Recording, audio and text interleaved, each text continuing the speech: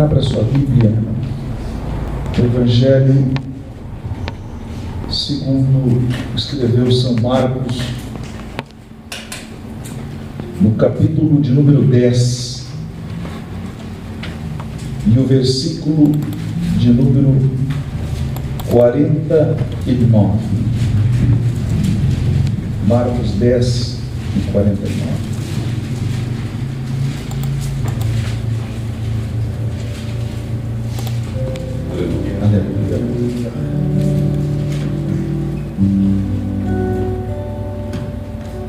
Os irmãos encontraram, amém? Amém.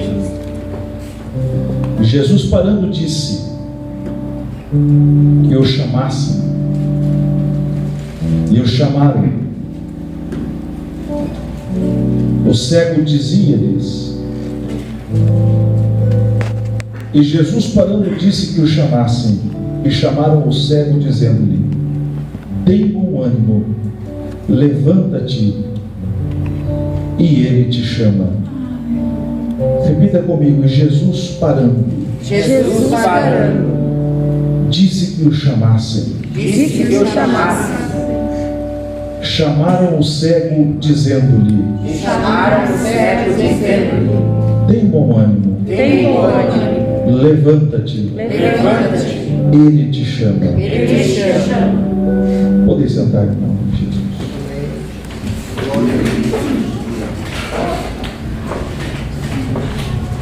Meus queridos e meus amados irmãos, não existe nada mais precioso na vida de um homem.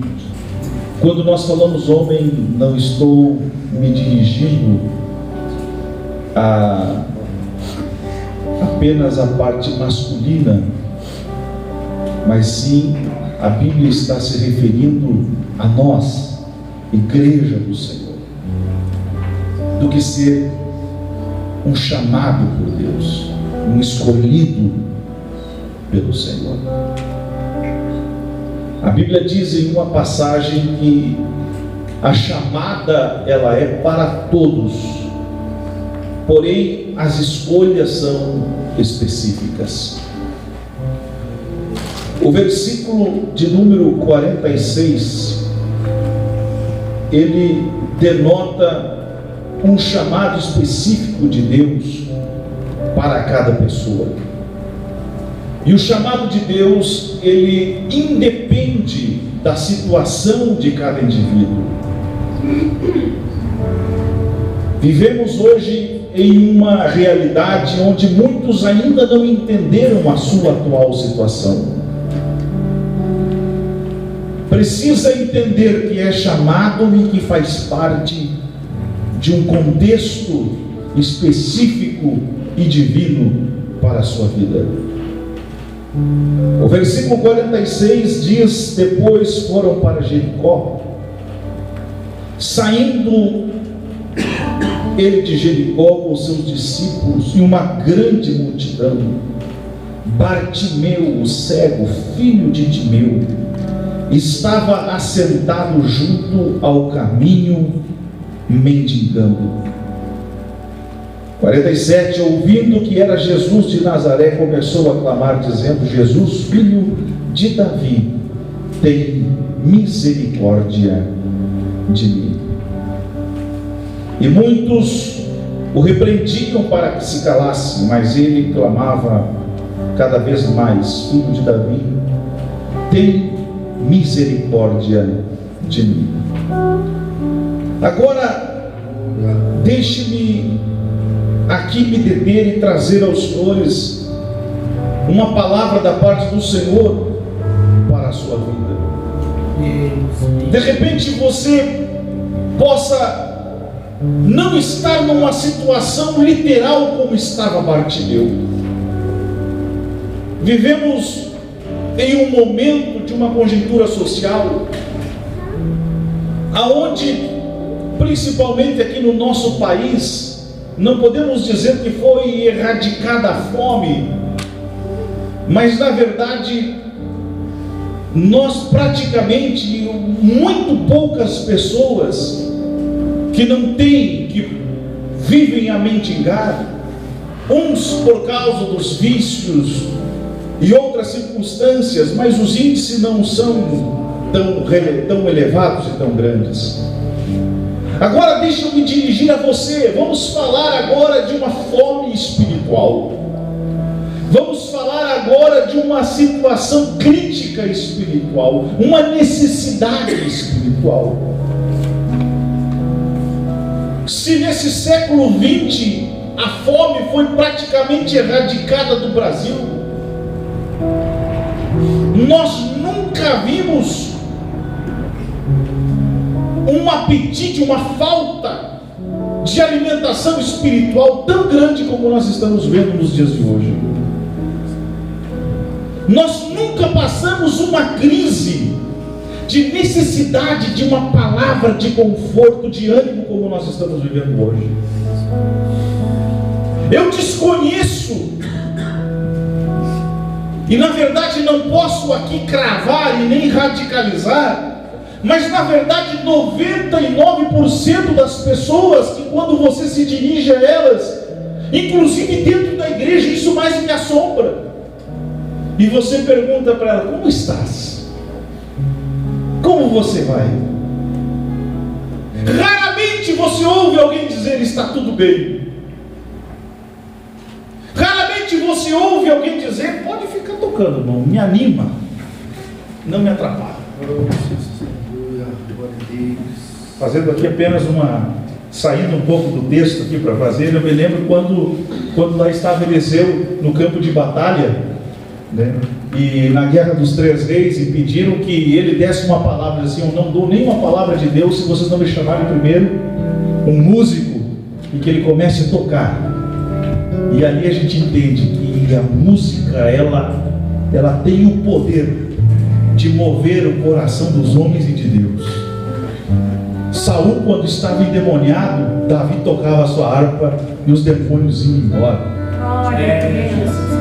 Agora deixa eu voltar aqui para dentro do texto de novo, aqui, porque eu já perdi o tom da mala. Mas na verdade, nós estamos vivendo uma verdadeira fome dentro dos nossos próprios cenários. E como eu dizia aos irmãos, dentro das nossas próprias igrejas, nós encontramos um povo que na verdade hoje está desesperançoso, servindo o Deus que é dono da esperança. Nós encontramos um povo com fome espiritual, servindo a um Deus que é o pão vivo que desceu do céu. Nós encontramos um povo com sede de Deus, tendo um Deus que se apresenta como a água viva, que sacia a sede, para que o homem nunca mais tenha sede. E isso me traz uma grande preocupação. Isso me traz assim uma inquietude. Isso me traz um certo desespero, porque nós vivemos praticamente o tempo quando Jesus disse que a seara está pronta e poucos são os ceifeiros. E na verdade Deus vem trabalhando no meu coração de uma forma muito específica. E na verdade eu oro e rogo a Deus que trabalhe nos corações dos irmãos também, para que nós possamos sentir a necessidade, sentir e ouvir o quanto as almas estão clamando por uma palavra. Ainda hoje, pela manhã, eu estive visitando uma família próxima aqui, perto da saída da cidade.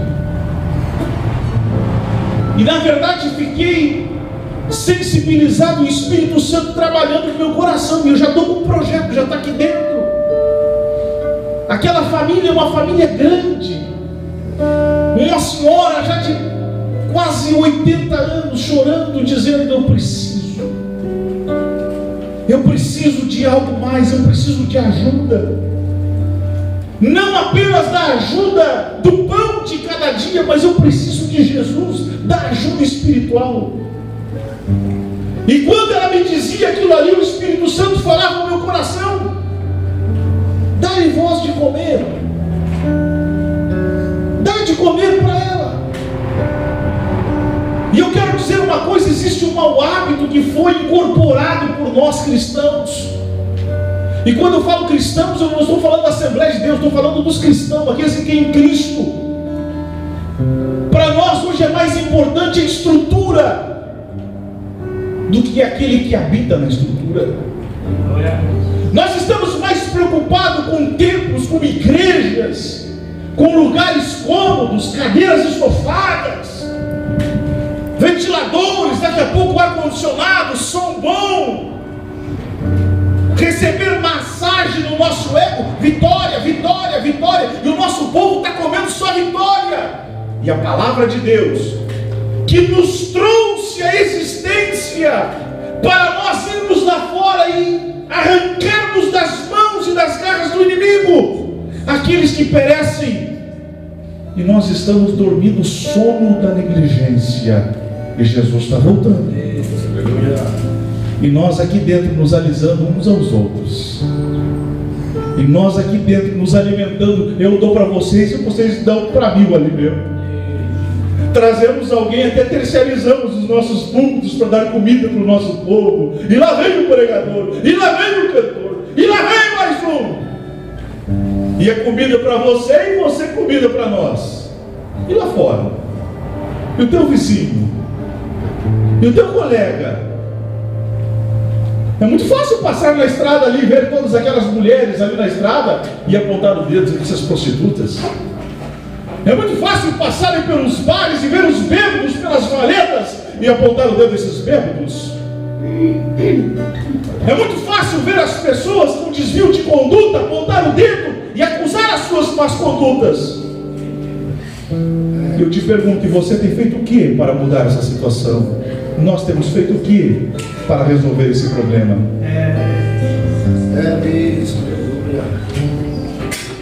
Ser chamado é muito bom. Ser escolhido é necessário, porque Deus precisa escolher algumas pessoas. Agora, de repente, você esteja perguntando: pastor, o que eu preciso fazer? O que eu preciso fazer para que realmente eu tenha um encontro real, verdadeiro com Jesus, um encontro transformador, um encontro que mude a minha história, mude a minha vida, um encontro para transformar, um encontro que não seja apenas um encontro visível, um encontro que não seja apenas um encontro passageiro, transitório, uma relação efêmera. Eu quero algo profundo, verdadeiro, experimental. É preciso você fazer como esse homem chamado Bartimeu fazia.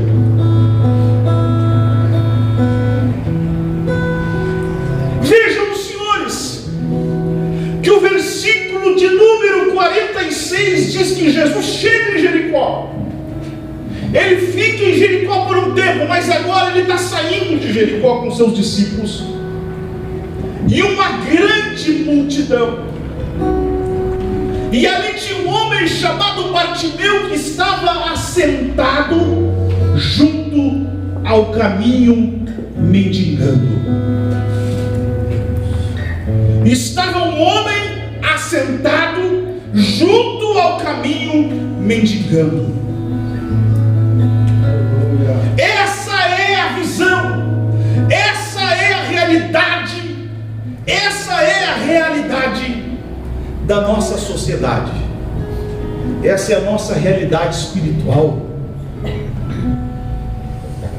Assentado junto ao caminho, mendigando. Como é que está? Mais ou menos. Como é que está? Estamos indo, estamos levando. Está sentado, mendigando. Aonde tem profecia para mim hoje? Aonde tem culto de vitória com pregação? Quem é que vai pregar hoje lá? Tem profeta lá para pregar hoje? Se não tem profeta, fica em casa. A maior profecia é a palavra de Deus. Mas eu quero te dizer uma coisa, que aqui dentro Deus tem homens e mulheres que Deus levanta, e quando precisar Deus tem palavra profética também para a tua vida. Estamos na hora de botar o nosso joelho no pó e dizer: Senhor, me usa nas tuas mãos, porque eu quero ter pão para dar para o povo. Mas se tu me precisar como profeta, eu quero ter na minha boca a tua palavra para a igreja. Aleluia. Esse cenário aqui é um cenário de mendigos espirituais. É um cenário aonde que, na verdade, por quê?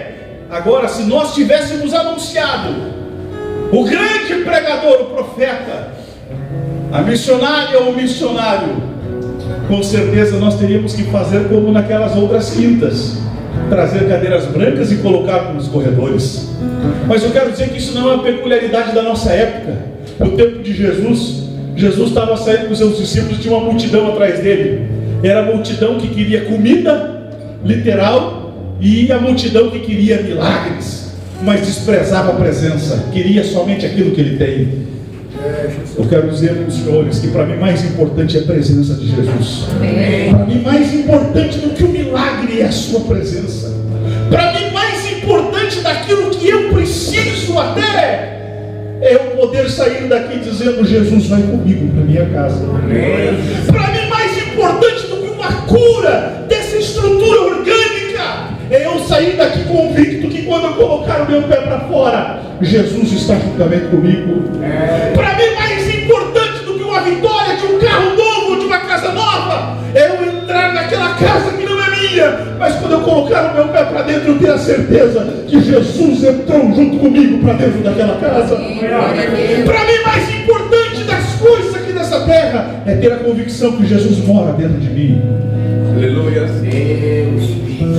Como você está? Como você está?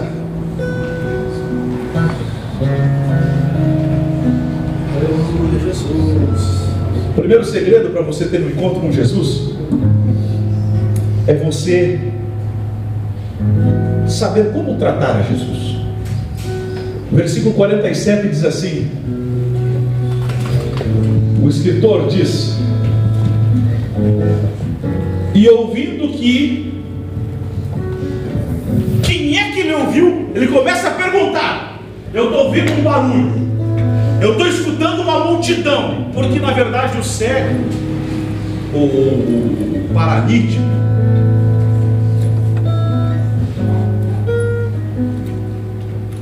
eu tive meu avô que foi cego. O meu avô, você foi para o microfone? O meu avô, ele foi cego, ficou cego com 24 anos, meu avô. Na colônia, cego, não prestava praticamente para a colônia.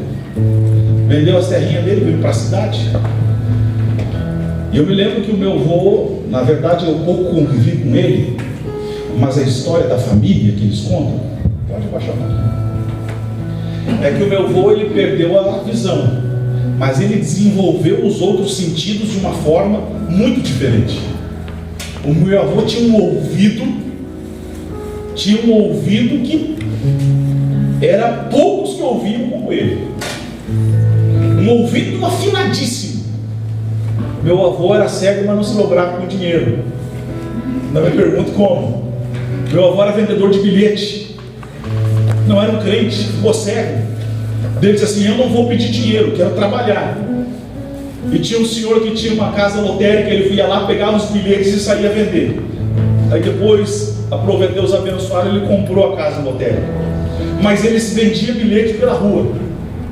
Ele saía, vendia bilhete e não se lograva com dinheiro. Tanto que um dia, os meus tios, ninguém era crente, e ele tinha uma ordem: chegou às 9 horas da noite, ninguém entrava mais na casa. Os filhos, 9 filhos legítimos, 3 de criação e mais os agregados que moravam por lá. A meninada que vendia bilhete para ele ficava tudo lá pela casa da avó. Eu sei que quando eles iam jogar bola de tarde, iam fazer 3 times de futebol 11, então era bastante guri. A ordem era: depois das 9 ninguém entra. Os agregados, os criados, os outros chegava às 9 horas, estava todo mundo dentro de casa. Eu tinha um tio meu que era meio arteiro, estudava na escola militar e saía namorar de noite. E um dia dizia assim: o pai é cego, ele não vai me ver chegar mesmo.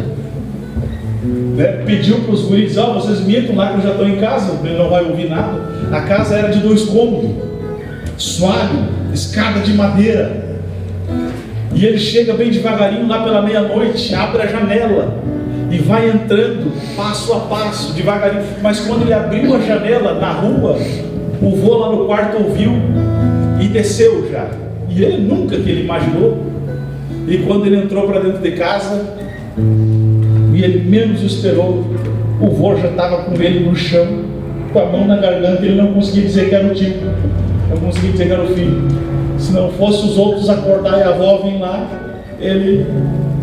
o vô tinha enforcado ele lá, pensando que era um ladrão. E daí, imagine, depois o vô dizia para a avó, e a minha avó era uma bugra ruim também, quer dizer, meteu o braço dele aqui e me deu o soiteiro na outra mão. Já sabe o que aconteceu. O cego, ele desenvolve outros sentidos. Daqui a pouco ele ouve passos.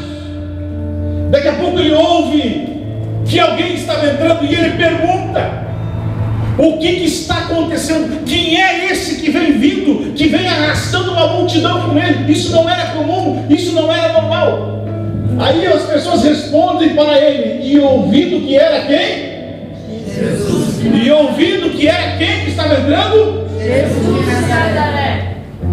Quem está entrando aí é Jesus de Nazaré.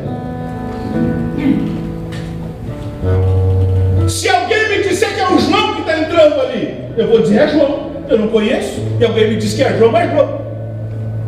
Se é Pedro, é Pedro. Agora, quando ele ouve falar que Jesus de Nazaré vinha entrando, ele começa a gritar uma outra coisa. Olha só o que ele começa a dizer. Começou a clamar e a dizer: o que ele dizia? Jesus, filho de Davi, tem misericórdia de mim. Mas vamos ficar na primeira frase.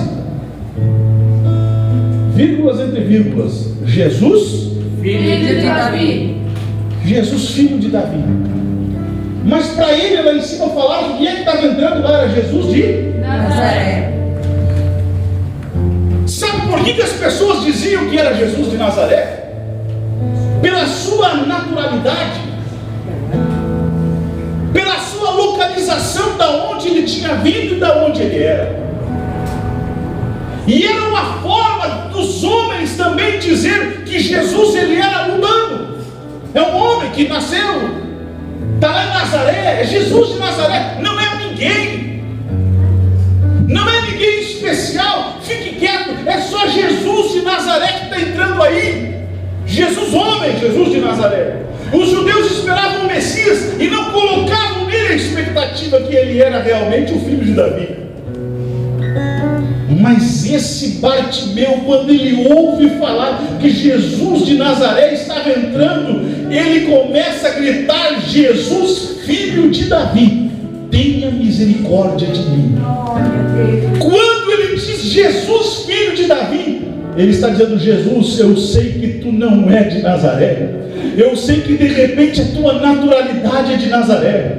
Eu sei que de repente os homens te enxergam de uma forma humanizada, mas Deus revela no meu coração que a tua natureza transcende aquilo que os homens enxergam. Você não é daqui, você é filho de Davi, é o Messias que nós estamos esperando. Tem misericórdia de mim. Se você quer ser abençoado por Deus, comece a dirigir certo a tua petição. Aleluia.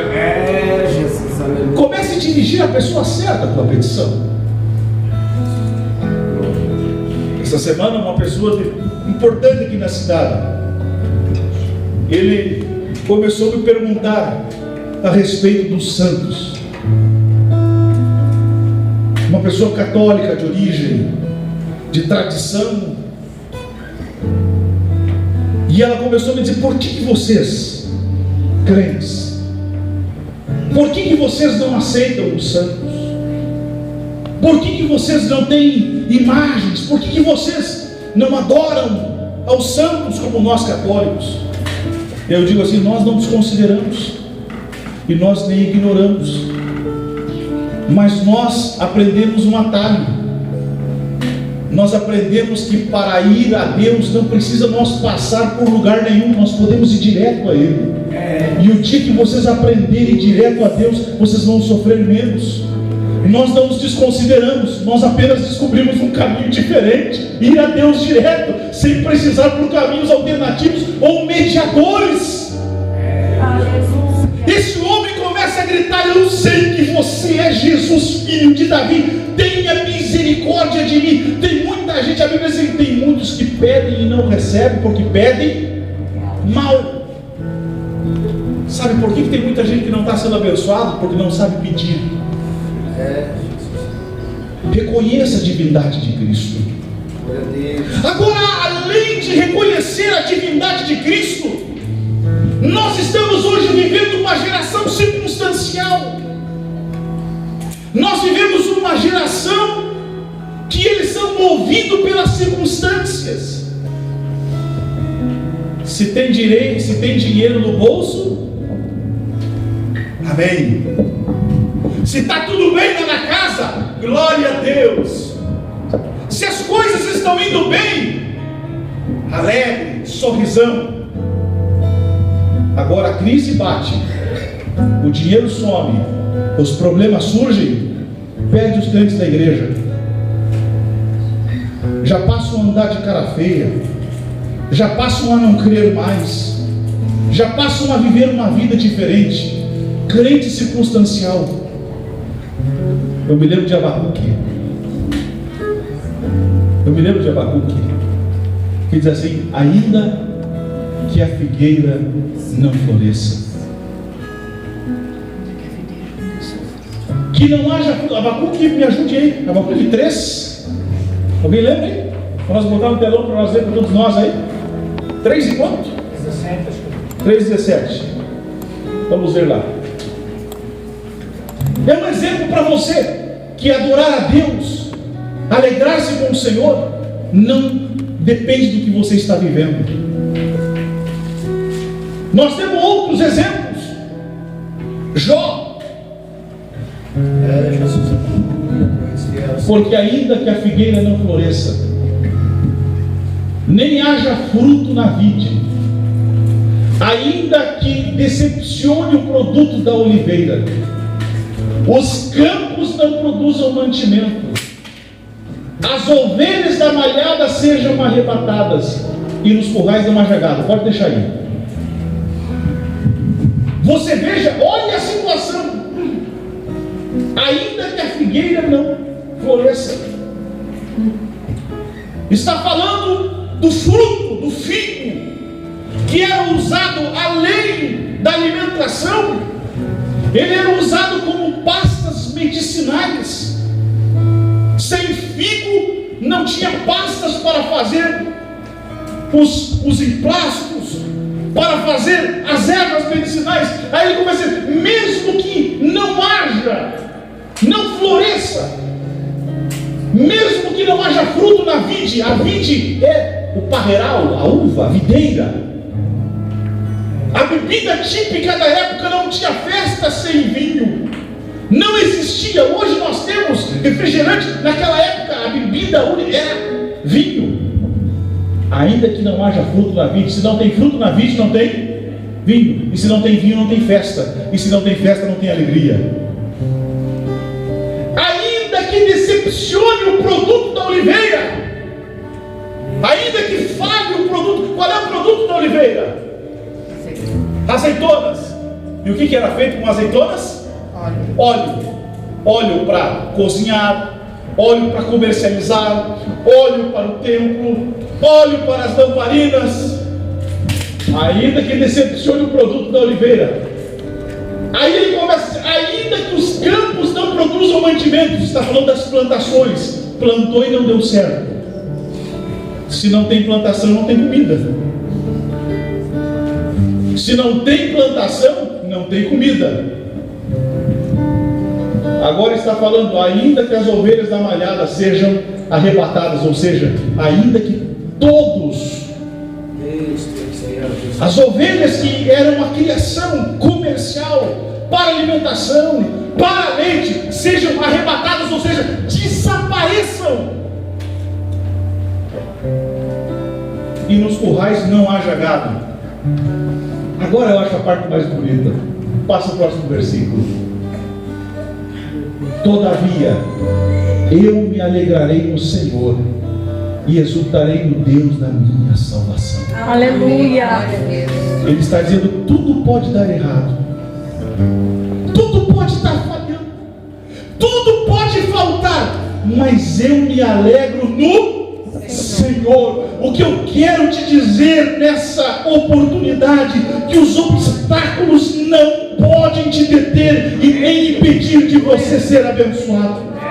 Glória a Deus. As lutas, os problemas não vão impedir de você ser abençoado. Aquele homem era mendigo, era cego e era coxo, mas quando ele teve uma oportunidade, ele gritou: Jesus, filho de Davi, tenha misericórdia de mim. Aleluia. Se coloque em pé em nome de Jesus. Eu não vou ir mais além, poderia falar muito mais. Glória a Deus. Glória a Deus. Agora, preste atenção. Deus. Aleluia. Glória a Deus. O versículo 50 nos diz que ele, lançando de si a sua capa, levantou-se e foi ter com Jesus. Agora é interessante, todo cego, todo homem que tinha alguma deficiência, ele precisava ser identificado, e ele ganhava uma capa, que aquela capa era a demonstração da tradição, que ele era um moribundo e que ele poderia ser ajudado. Agora o que me chama a atenção, que quando Jesus parou a multidão e mandou chamar ele, vão lá e chamem ele. Quando ele se levanta, a primeira coisa que ele faz, o que ele fez? Tirou a capa e jogou fora. Mas ele não tinha recebido o milagre ainda. Ele ainda não tinha recebido o milagre. Ele tirou a capa e jogou fora. Você quer um milagre? Quantos querem um milagre aqui? Só isso? Eu quero. Quantos querem um milagre aqui? Glórias a Deus. Aleluia. Você precisa, em primeiro lugar, crer que Jesus tem milagre para te dar. Tem muito crente Tomé. Tem muito crente Tomé, só vendo para crer.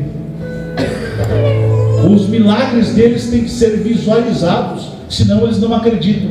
Aquele homem jogou fora a capa e disse assim: se Jesus me chamou, é certeza de milagre garantido. Aleluia.